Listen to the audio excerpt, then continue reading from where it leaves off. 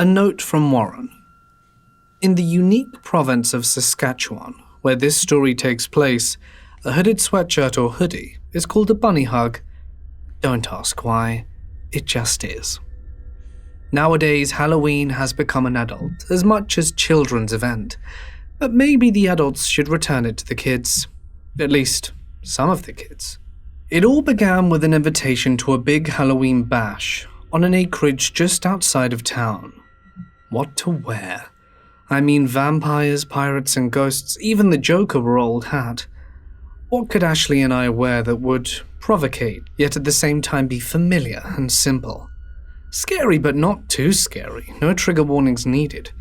Of course, I had an idea, which seemed like a good idea at the time, but in retrospect, my God. For you see, I wanted us to go to the party as BlackEyed Children. Ashleigh was not impressed. That's creepy. That's the point. It's Halloween, you know. It's a little too creepy. But it's easy and kind of sexy. All we have to do is wear black clothes, black bunny hugs with some white face paint and black contacts, and voila! We're the BlackEyed Children. And putting on my best weird kid voice, I said, "Please, Ashleigh, please may we come in? We're cold." "Stop it, Michael," she cried. "We're cold and we've lost our mummy." "Stop it, Michael, you're creeping me out." And at that precise moment, something knocked, or rather, struck the front door hard. Really hard. Like with a gigantic fist. We stood in shock for several seconds and then moved over to the door where I called, "Who's there?" No answer. I stepped right up against the door and then said in a loud voice, "Is there anyone there?" There was nothing. But still I was hesitant to open the door because, as much as I hated to admit it, I was frightened, terrified even.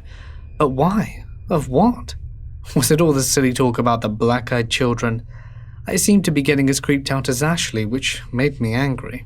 So angry that I threw the front door open without thinking to find nothing. No one. I looked up and down the street, but there was no one in sight. Not even any parked cars. I began wondering if getting dressed up like the BlackEyed Kids was such a great idea after all. "What was that?" Ashleigh asked from the living room. I noticed that she hadn't followed me to the door. Coward. "Nothing. Must have been a bird or something that flew to the door." "A bird at night?" Ashleigh said. "No, it was the BlackEyed Kids. What do you think?" I said to myself. What I actually said to Ashleigh was, "I don't know. Anyway, there's no one here." I'll just shut the door. We continued discussing what to wear to the party, but in the end I won as usual. We arrived at the acreage dressed as the BlackEyed Children. Me as the older brother, Ashleigh as the blonde younger sister. Ryan opened the door for us, his vampire costume offset, rather unfortunately, by a battered green John Deere baseball cap. It kind of spoiled the effect. "What the hell?" Ryan began, but I cut him off with, "Please, sir, may we come in? Please, Ryan." Ryan looked stunned. Was he that drunk already? "Didn't I just let you—" He muttered more to himself than us. Did he not recognize us?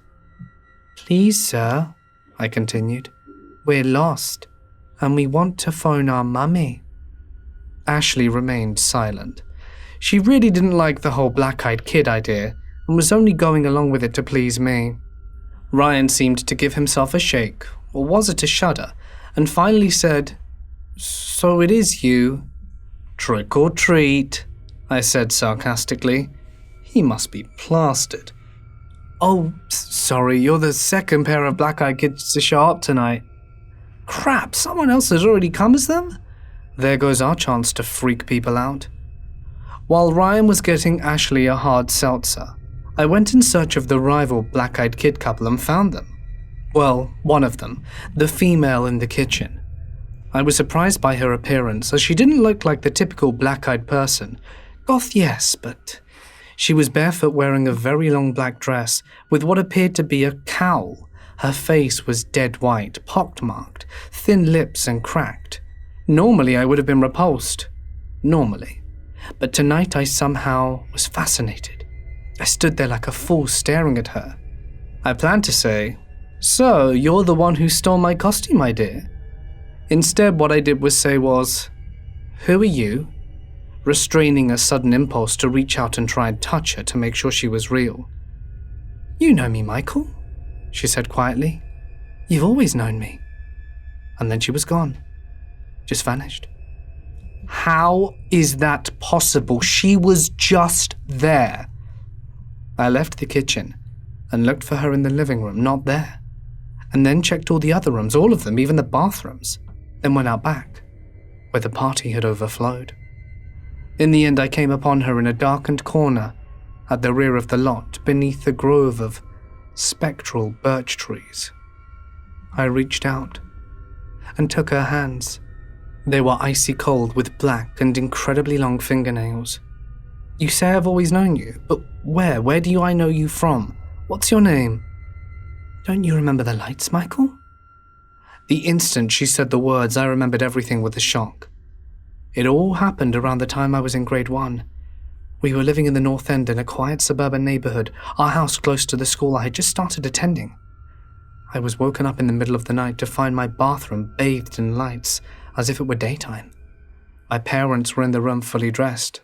They didn't speak, but somehow I knew they wanted me to go with them.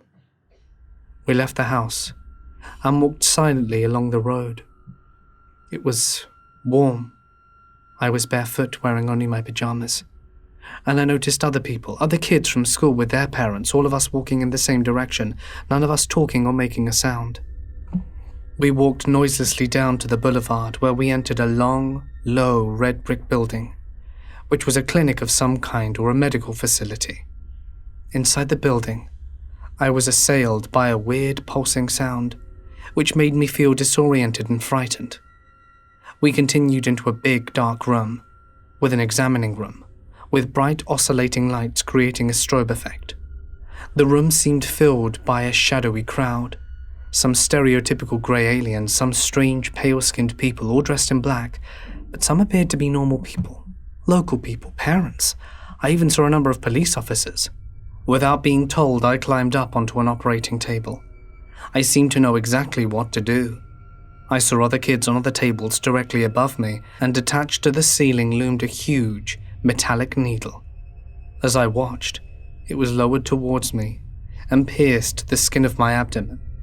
I screamed then, or at least I think I did. I had passed out, or at least blacked out. So what happened next?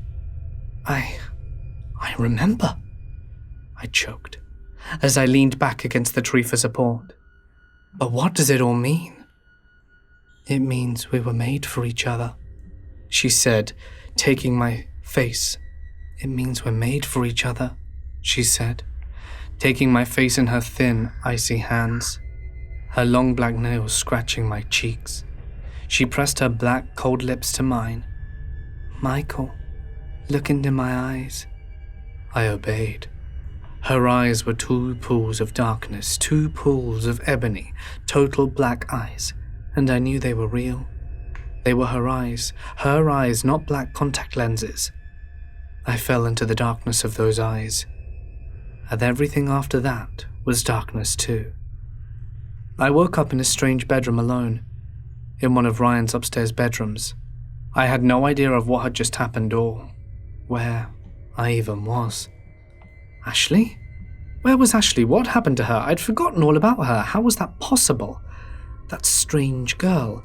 It was that strange girl. What had she done to me? Oh, God, no. I got dressed and then staggered downstairs. Everyone was gone save for a few costumed drunks who were sound asleep on various pieces of furniture or flat out on the carpet.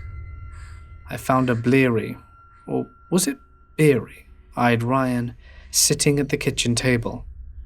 "You came back, eh?" "What? Didn't you leave hours ago? Where's Ashleigh?"